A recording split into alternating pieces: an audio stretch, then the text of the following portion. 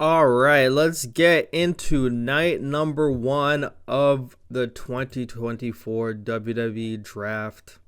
A lot of people saying a nothing happening show.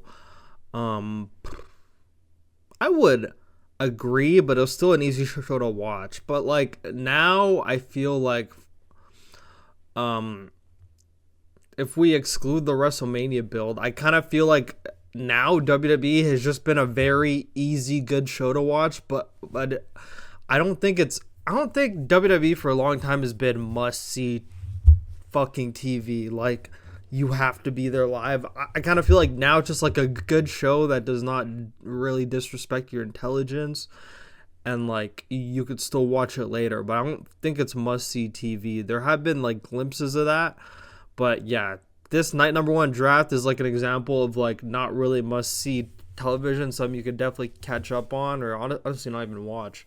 But yeah, but it's still a good show overall to watch. So we're gonna get into it. Show opens up showing Cody Rhodes backstage signing autographs, and then Jade Cargill and Bianca arriving to the arena earlier. Then they show the rules of the draft, which I'm not going to repeat.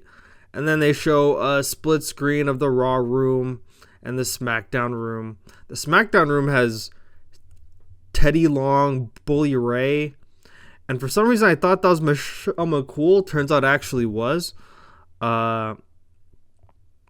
Yeah, but then there's just a bunch of other random people. And then on the Raw side, there's like Adam Pearce, Devon Dudley, JBL, like just random people. Like, what the heck's their feeling? Like JBL's been a he was a long tenured SmackDown superstar. Like at one point, the longest reigning WWE champion in SmackDown history. But he's in the Raw War Room. Okay. So then we have Kayla Braxton standing backstage with Paul Heyman, asked about the rumors about Roman Reigns, and then Paul Heyman says, these aren't rumors about Roman Reigns. These are facts. Ladies and gentlemen, your tribal chief has voluntarily withdrew eligibility from the 2024 draft. This is not a negative, it's a positive. Who built SmackDown System Pandemic? Roman Reigns. Who's the biggest star in the entire history? Roman Reigns. Why would Roman Reigns hog the number one draft pick spotlight when he's not going to be returning in the immediate future? Read into my words. What the heck? What did I write here? What would a real tribal chief would do? Now the pressure is on Nick Aldis. Whoever the first picks are going to make history in the brand new era, is basically what he says. And then they show Jackie Redmond at the Performance Center with all the NXT superstars. And man, that looked like a lit-ass atmosphere in that Performance Center. Everyone looked like a big like family. Like all like the superstars are on chairs like on the ring without ropes on, and like all around the ringside area. And like there's also fucking crowd people there too. It just looked lit as fuck in there. It looked like an actual like real draft. And then Corey Graves in the ring to mediate the contract signing between AJ Styles and Cody Rhodes because Nick Aldis is busy with the draft. And then AJ and Cody come out. So AJ says he got his composure back, and what happened? He lost LA Knight at WrestleMania, and then he got his composure back, and what happened? He beat LA Knight. And unlike LA Knight, I respect you, Cody. I really do. We haven't crossed paths yet, but we've been down the same roads, and we made ourselves outside of WWE. Then everybody always brings up Cody's dad. AJ did. Yeah, like he taught me a lot, all that stuff.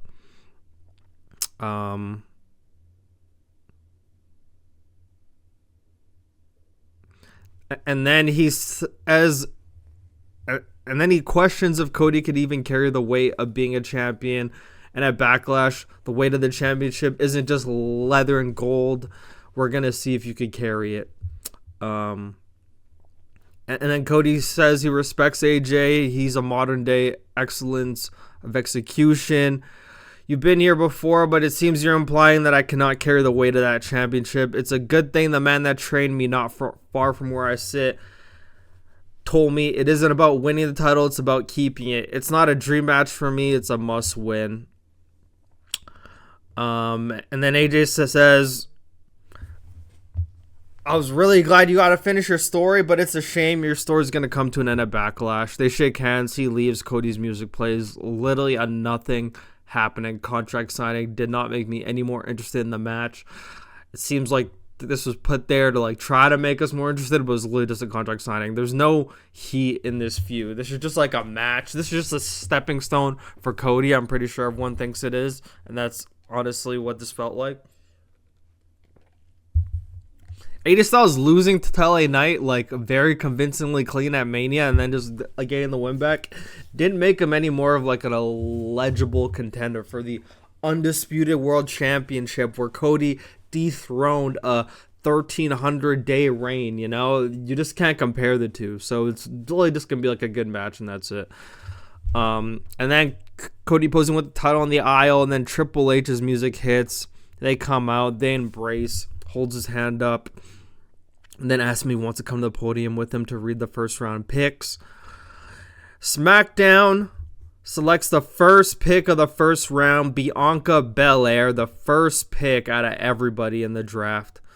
And then the first pick on Raw, main event Jey Uso. I was actually kind of surprised by that, not going to lie. But shows you where Jey is on the roster. That's also something I was looking at for this draft, is like who gets picked first basically shows like their priority on the booking ladder, I guess you could say.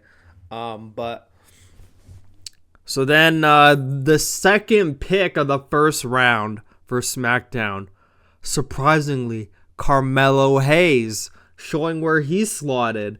Okay. And then Raw, the second pick of the first round, Seth Rollins. I'm not saying Seth freaking Rollins. I hate that shit. Wow, so Carmelo Hayes, the first male pick on the SmackDown brand. That's fucking huge. That says a lot. Pick before fucking Randy Orton and all that shit.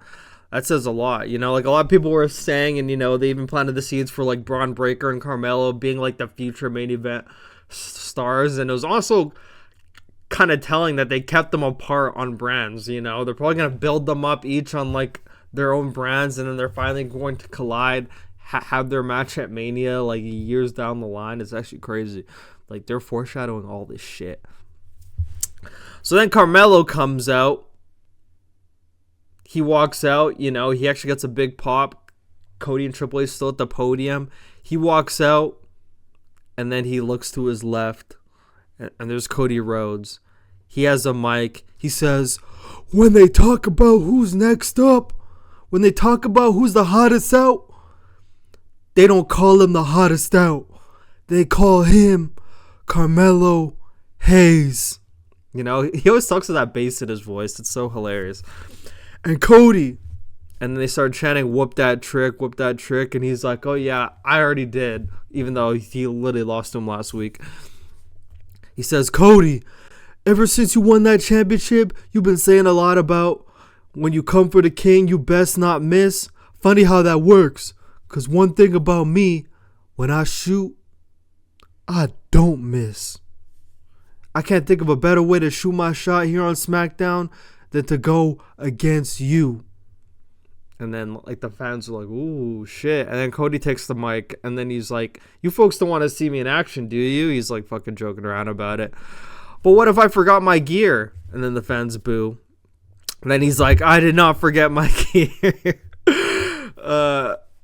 And then he points at his championship and says, this right here means you're on. And then they shake hands.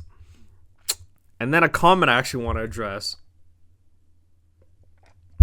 because I'm on Twitter throughout these shows sometimes, and there's like a person saying these drafts are pointless. People are already getting drafted to like the brand that they're on. But like Triple H literally said, when Triple H came out and he was on like the podium with Cody Rhodes, like the very first thing he says is the general managers are not only focused on keeping the superstars they already have, but getting new talent, you know?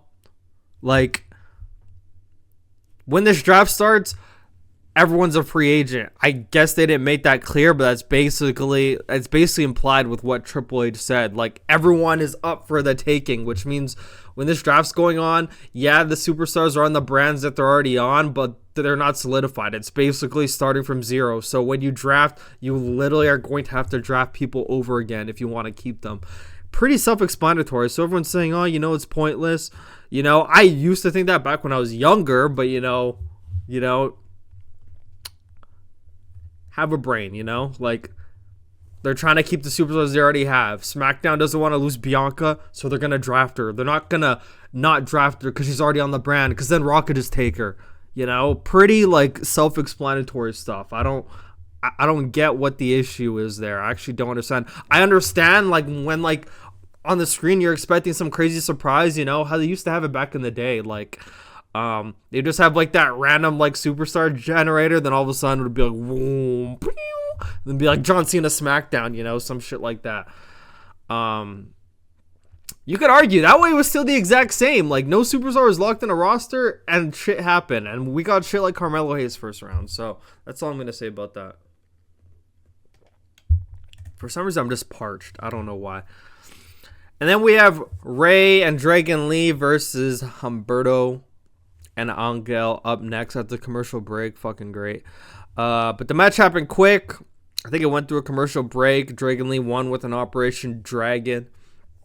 Then Santos comes out with his crew, and he has a microphone, and he says, I am many things, but a liar I am not. And when I said I did not attack Dragon Lee the evening before WrestleMania 40, I meant it. And then he says, Elektra's been working for weeks to track down the security footage. I'm like, brother, it can't be that hard. It's one arena, not hard to find people to ask, especially when you're part of WWE. But he says Elektra's been working for weeks to track down the security footage from that evening. And Ray, what you're going to see is very interesting. Shows the footage of Carlito attacking Dragon Lee backstage. And then the camera pans back to Carlito in the ring. He's tweaking. He's like backing up too. He's like backing up like he got caught red-handed, like completely tweaking in there. His eyes are like, oh shit, what the fuck? And like the look of disappointment on Rey Mysterio's face, like, oh, not this again, bro. Like, how many times has this guy been backstabbed? Starting to think it may be him. Like, he's been backstabbed a lot, Batista, Eddie, Dominic, Carlito, Santos. That many people. I don't know, bro. Like, you may be the problem. I don't know. But then they're just in complete disappointment, and Dragon Lee watching this fucking video on this screen, seeing Carlito attack them, does not once turn around to Carlito like, what the fuck, and start like fighting him. He just has his head down in his palm, just like, wow, can't believe this fucking happened. Even though I'm not really close friends with this guy, but I can't believe this guy betrayed me like this. And then Carlito pushes Dragon Lee into Ray, hits Dragon Lee with a backstabber, then flees through the audience, completely takes off. Ray tries to go after him, but he's already fucking, he's gone. Just fucking runs out of there. Then Braun Breaker comes out for his match with Cedric Alexander, and I was hoping for a banger. I was like, Braun Breaker, Cedric Alexander, this could be a great fucking match. Holy shit. But the way Cedric has been used lately, it just wouldn't make any sense to slot Braun Breaker there. Him going a long time with a guy who's been losing, to the fans, casual fans, that could look bad. So he kind of had to squash him. I was pretty disappointed about that. But knowing it was going to be a minute, I was sad, but I was also proven wrong because it ended up being 10 seconds. Cedric was punching him, chopping him, and then it was going for an Irish whip on Braun against the ropes. Braun Breaker reverse Irish whips him into the ropes. Cedric does like a handstand, turns around, flies into a fucking spear. Gets hit with the 1, 2, 3. Then we have a progressive match flow of Tiffany from last week, doing that fucking double DQ on Bayley, Naomi. Then Aldis walking backstage. Tiffany comes up to him, says, Nick, did you see what I did? Because I'm the center of the universe. I dropped Naomi and Bayley. Where's my title match? Even I was thinking, like, that's not how that fucking works. And then Nick Aldis looks at his watch, says it's not Tiffy time, and he was this close to sending her to the back of the line, but someone convinced me otherwise. Thankfully for you. But tonight, you go one-on-one with Naomi. The winner gets Bayley at Backlash. And then Tiffany was wondering whose idea that was. Then Bayley comes up, says, ding dong, that was me. If Naomi gets her win, she gets a shot that she was cheated out of. But if you win, you get to know what it's like to go against the person you attacked, the role model. And Tiffany goes, I just had a Tiffany epiphany. What if you sat ringside and you had a front row to watch what you couldn't do and I do it, which is beat Naomi. Toodles, flips her hair, walks away. Not gonna lie, I watched that like 12 times. I just think she has the character so down pat now. You know, when she first came on the main roster, it was kind of like you could like see how nervous she is. But now she's really embraced it now. Got a lot more comfortable. The very first time she came out for her first match on Smackdown, you could see how nervous she was. Like, she was not herself. But like now, after like a month, you know, now she got the reps under her. Backstage has the character under hand, like, just the whole character. And you can even see Nick Aldis and Bayley like smiling, like just how like outlandish like this character is. It was fucking awesome. I don't know, I like that shit. It's like characters like this and like timeless Tony Storm, you know, I just like those outlandish entertaining characters like that. Like, I love that shit. Then we have Michelle McCool and Tori Wilson walking out of their branded war rooms with their draft slips. Both of them looking awkward as fuck. I may lie. Like, Michelle McCool came out of SmackDown locker room with their draft slip, just smiling, like, walking so awkward. Tori comes out as well, looks awkward as fuck. And then they go to commercial. They come back. They're on the stage. SmackDown, with the first pick of the second round, selects Randy Orton. The first pick of the second round for Raw, Braun Breaker. So, like, actually, no. Braun Breaker wasn't the first selected male. Because I was about to say, him and Carmelo, like, years online could be like, we were, like, the first draft picks on our brand, you know? Like, the first male draft picks. But, yeah, no, Braun Breaker got drafted third. Then the second pick of the second round, Nia Jax, mind blown. That she was actually selected that high, but it just shows that they fucking like her. I mean, I don't know. Anyways, and then the second pick of the second round for Raw, Liv Morgan. Wow. Okay, that's nice. That's interesting. Shows how high they slotted. And then we have Heyman standing outside in the parking lot. A black SUV arrives. Driver opens the door, and it shows like a light in the back of the car. You know, when you open your door at nighttime, you know, all the lights in the car, and you can see Tama Tonga's face. And this like on the opposite side of the thing. Oh shit, my HDMI came up. And then Heyman walks towards the other side, saying, I'm sorry. And then Solo opens the door for himself before he even gets there. Says he knows he gets the door for Roman. I'll get it for you too. I'm sorry from now on. You know, I'm sorry. And then Solo goes, wise man, did the bloodline get drafted, right? And then Heyman says, not exactly, not yet. Solo says, give me all the details. And then Heyman says, Roman withdrew from the draft before the show began, and with all due respect, you're adding new members now, which means nobody knows what they're getting in the draft when they draft the bloodline. And Tama starts walking up. Heyman's like, oh no. Literally every time Tama walks up, Heyman's like, oh my god, no. Like, oh, fuck. Because he doesn't know what this guy's going to do. And then Solo says, I want you to repeat that one more time. And that's when Kevin Owens runs up from behind, attacks both of them. And of course, the babyface is attacking heels. So officials spawn in 0.005 seconds and break it up and help the heels. Of course, where were they last week when Tama Tonga T-boned Kevin Owens in the fucking parking lot? Beat him all through the backstage area, bloody and beaten.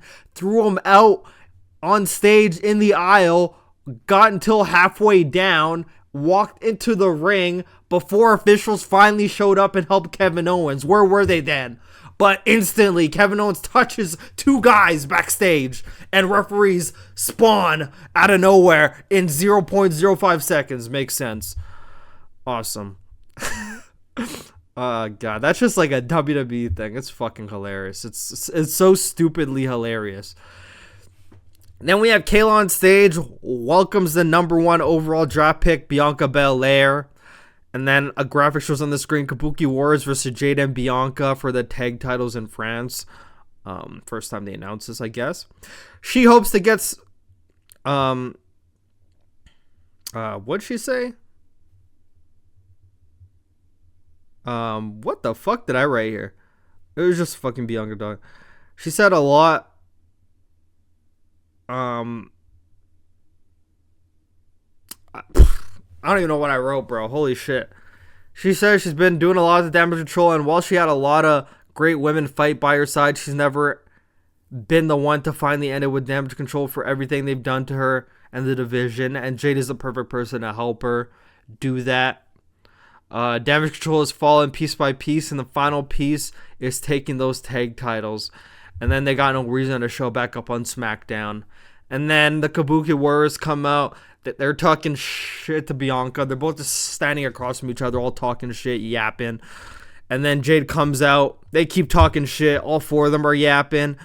And then Kevin and Tama come out fighting.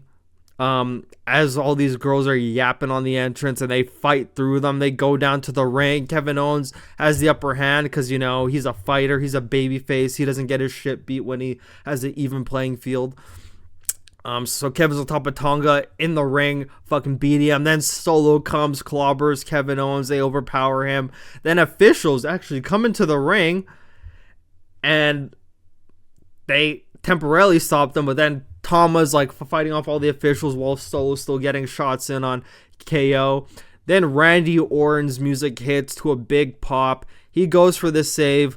All of a sudden, Randy Orton's going outside. He's going for these heels, and all of a sudden, these officials are not have all the power. All of a sudden, they're just able to stop Randy Orton, but they couldn't stop the heels. The heels were able to beat the fuck out of them, but you know, the second it's Bayface in charge, you know, they stop him.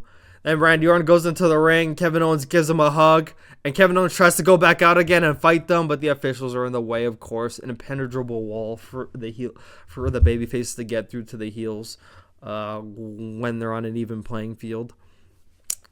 And then Bully Ray and Devon come out of their war rooms. Why aren't they in the same ones? You know, they're in the same faction, but I guess they're supporting different brands. And then it goes to commercial, comes back out, and they come out.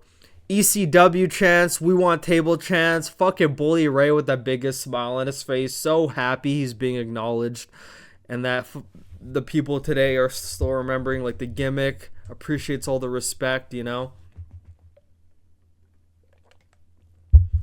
And then they both put on their 3D glasses. The first pick of the third round for SmackDown is the megastar L.A. Knight. Selfishly, I wanted LA Knight to get picked first overall, but I kind of knew it wasn't going to happen. I knew there was people like Bianca and Seth that were probably going to get picked before him, but I wanted LA Knight to get picked first, but then Carmelo Hayes got picked in that spot. But it's all good. Actually, is it all good? I don't know. Is it? Fuck, I don't know. And then the first pick of the third round for Raw, Ricochet. Okay, shows you what Triple H thinks of Ricochet. It's like the NXT days when he was like a top guy in NXT. He's like slowly fucking building him back up to be like an actual like not fucking noob anymore, which is actually good. Yeah, that's a high pick for him. That's a high pick. That's a very high pick. Jey Uso, Seth Rollins, Braun Breaker, Liv Morgan, Ricochet. He's in the top 5. Like that's an impressive pick. And then the second pick of the third round for SmackDown, Solo Sikoa, Tama Tonga, and Heyman, the Bloodline. And then the second pick of the third round for Raw, the Celtic Warrior Sheamus.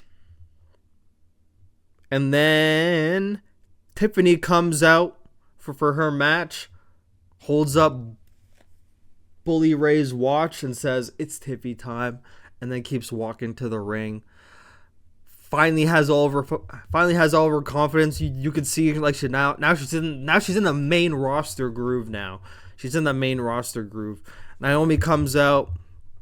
They have their match. Goes into commercial. Comes back. They're fighting. And then Nia Jax attacks Bayley on commentary during the match. And meanwhile, Tiffany Stratton and Naomi are like on the top rope.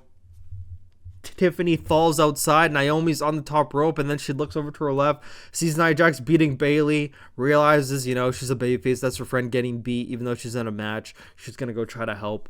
Naomi goes out, throws one punch at Nia Jax. Nia Jax turns like, what the fuck is this fly that just hit me? Grabs her by the face, mud pie, throws her into the fucking pole, eats shit. Bada boom, see you soon, Naomi. And then fucking Bayley gets up, just runs into her, flattens her, It's so funny because after Nia Jax pushes Naomi to the pole, she eats shit. She looks at her, points at her, goes like, "Mind your business." Which she probably should have. Like, you literally could hide your match. She wasn't interfering in the match. She's just beating up Bayley. But, she's helping her friend. That's what babyfaces do. You're not going to see your friend getting beat up and not help them. So then that match ended in disqualification. So then Tiffany, who did not get touched, sees everyone laying down. She has a smile on her face. Throws Bayley and Naomi to the ring, drags them into position, hits the double PME again. I could see some fans in the front row. They love Tiffany Stratton. They love the gimmick. I do too. I could relate. Then Profits are backstage with Byron, talking about, we're gonna fucking win the titles, all that stuff. Grayson Waller and Theory come up to say, these are championships, nothing the Bengals know about. And that gets a big reaction from the fans watching on the Titantron. Then Bobby Lashley comes in and politely, very friendly, runs them off, doesn't go get the fuck out of here, just politely smiles, and they're like, oh shit, it's Lashley, and they run off. And then they go to commercial, come back, instantly when they come back, right when they come back, Karrion Kross is on the screen, there's noise of fighting, in the back. And Karrion Kross is like, good evening, what's going on here? You guessed it, random acts of violence, come with me. Grabs the camera, and they're backstage in between trailers, in the loading dock area. Then drags the camera into position, shows AOP beating up Pete Dunne and Tyler Bate, rah! They're screaming, ah! A bunch of animals. And Karrion Kross is acting all crazy in the camera. And we got Paul Ellering in between AOP while AOP has Tyler Bate and Pete Dunne on both sides beating them down. Paul Ellering is holding a pair of pliers like this, just looking back and forth. I'm like, what the fuck? And then Karrion Kross looks at the camera. Scarlett's there also. Is that her name? Scarlett. I think that's her name. Yeah, she's looking all seductive in the camera. She does, forgiving the eyes and shit. She does. And then Karrion Kross is like, whether we get adopted to Raw or stay here on SmackDown, the violence will continue until we get what we want. Which I don't even know what that is. And then that was a nice way to come back to commercial. That's oh shit, I wonder what's gonna happen next stuff. But it was with fucking AOP and all that stuff, so it was all right. So then JBL and Teddy come out. The first pick of the fourth round for SmackDown, AJ Styles. Him and LA Knight are just not gonna escape each other at all. AJ Styles, I should have went to fucking Raw, not gonna lie. And then Raw, the first pick of the fourth round, Alpha Academy, which is Chad Gable, Otis, Maxine, and Tozawa. And then the second pick of the fourth round, Andrade. And then the second pick of the fourth round for Raw, Kiana James. Kiana James, the businesswoman. They switched the camera to the NXT PC. The fucking place is rocking. Everyone is so happy. I wish I was there, like that's the vibes I was getting. It was so lit in there. Like the fans are cheering, all the superstars are so happy for Kiana. They're clapping, everyone's getting up, she's so happy. Like a producer walks up, gives her a Raw hat. She puts it on like she got drafted in the NBA or the NFL, she's like walking down the stairs to the front where Jackie Redmond's gonna interview her, like down the little aisle they have there. Everyone's clapping for her. It was fucking awesome. I liked it. Yeah, and every NXT superstar's clapping for her, and even like Sean came up, shook her hand, congratulated her, like they embraced. And like, yeah, it was awesome. It was awesome. And like, she gets interviewed. She says, "Oh yeah, all this stuff. I had a great time in NXT, and now I'm gonna show what I could do on Raw." It was fucking awesome. I fucking love this. This is like probably like the best part of the draft for me. I don't know why. It was just like a good vibe on my screen. Good vibe. Then they go to commercial, whatever. They come back. They show the reaction, the live reaction when Kiana got drafted. How everyone was literally so happy for her. It was fucking awesome. Like, NXT looks like a fucking family down there. Holy shit. And it was also hilarious, but, like, something I also forgot to mention is, like, they did this during the Carmelo match, like, after it was over. And even when they showed the reaction to Carmelo getting drafted. And just every time they showed Carmelo on Smackdown and then they panned back to, like, the PC, everyone's cheering except for Trick. And Trick's just there with his shades on, He's, like, in the front row, just, like, quietly nodding, like awesome, fucking awesome, bro. This shit was so funny. And then we got fucking Kayla Braxton, who's just like a top reporter on SmackDown, always everywhere to get the scoop. Like, she's doing a great job. We got Kayla backstage with Nick Aldis. Ask him how he feels about the draft. He says he can't wait for the new recruits to step up and show what they got for the brand. Then announces Bayley, Tiffany, and Naomi triple threat match for the title at Backlash. And one more match, but he's going to let the GOAT take this one. And then here comes on Teddy Long, and he announces the Bloodline, Solo and Tama versus Kevin Owens and Randy Orton at Backlash in Lyon, France. Holla, holla, holla, all that stuff. Then they show a little clip of Kofi Kingston delivering a New England Patriots belt to Drake May, who I guess got drafted to the NFL. I don't know, I guess. I don't know anything about football. And then they announced for next week's SmackDown, Cody Rhodes and AJ face-to-face. Wow, that's going to be so fucking interesting because this fucking contract signing was so awesome. Can't wait to just see them talk about absolutely nothing again. AOP versus New Catch Republic.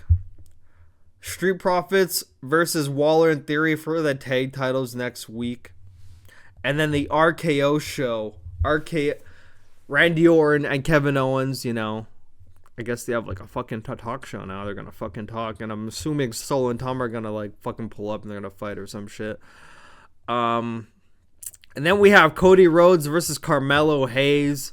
I like this match. A nice TV match.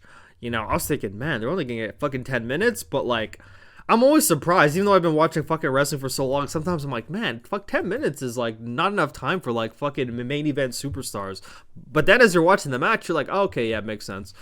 And then, like, the ending was fucking weird, I mean, it's on the internet. You guys probably have all seen it. Both superstars in the middle. They both go on their sides of the ropes. Cody going for a Cody cutter. Carmelo going for like some sort of springboard thing. But Carmelo's way too fast. Goes way too early. Cody hops off of him. I'm not sure if like he was trying to hit a Cody cutter on him in midair when they both collide. Or if they're supposed to collide backs together. But like Carmelo eats shit. Cody flies over him, eats shit. Lands horrible on his shoulder. Everyone's thinking he's injured. I don't know. Hopefully not. But then after, like, they just fucking get up. Carmelo, like, goes for, like, a hit. Cody, like, ducks. Hits the Cody cutter. Hits the crossroads. My bad. And gets the win. Embraces Carmelo after, like, keep your head up. Fuck pounds him and shit. Like, yeah, man, don't worry. Keep your head up. They even do, like, the camera angle of Carmelo on the outside. Where he's, like, sitting on the apron. And he's fucking staring slightly behind him over his shoulder, and Cody Rhodes is in the back, celebrating. So maybe a feud for down the line. Oh my god, I'm just reading this again. Leverkusen scored again, man. Oh my god. Okay, never mind. Oh my gosh. Right before I was recording this podcast, a lot of you probably don't watch soccer, but Bayer Leverkusen was losing 2-1 in the 88th minute when I stopped watching that game and was just like, I'm going to record this podcast, and I bet you they're literally going to score. It's the 88th minute, and they're losing 2-1. I'm thinking, yeah, that's fucking over. But they're probably going to score. For some reason, I just know they're going to score. And then I fucking come on Twitter, and it says, unbelievable, they score again in the final minute, and their unbeaten streak is still alive. Fucking unbelievable.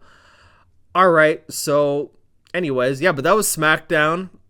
Great main event. It's always nice. It's more entertaining when you get like the main events where just main events you never seen before. Carmelo Hayes versus Cody Rhodes, like just out of nowhere. I was like, awesome. I gotta watch that. So that was fucking cool. Yeah. Overall, I mean, I feel like the Raw draft's gonna be a lot more interesting because it's a 3-hour show, so they have more time, and you got like Drew McIntyre and CM Punk on that show and shit. So it's actually gonna be a lot more lit. But yeah, it was a very easy episode of SmackDown to watch.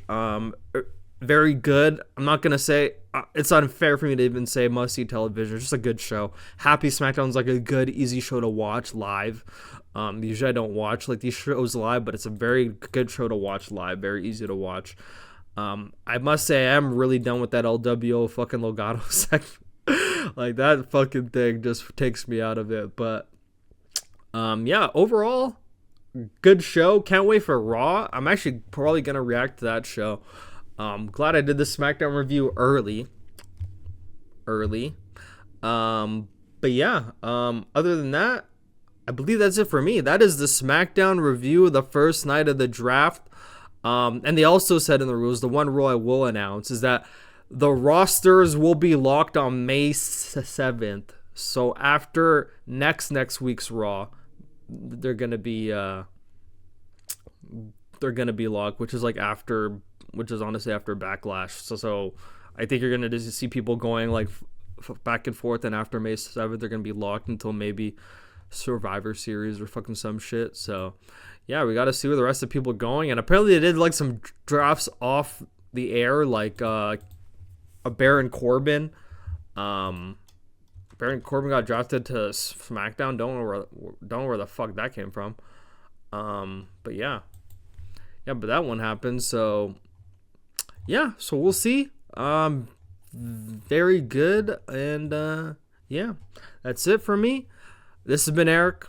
As always, toodles, bada boom. See you soon.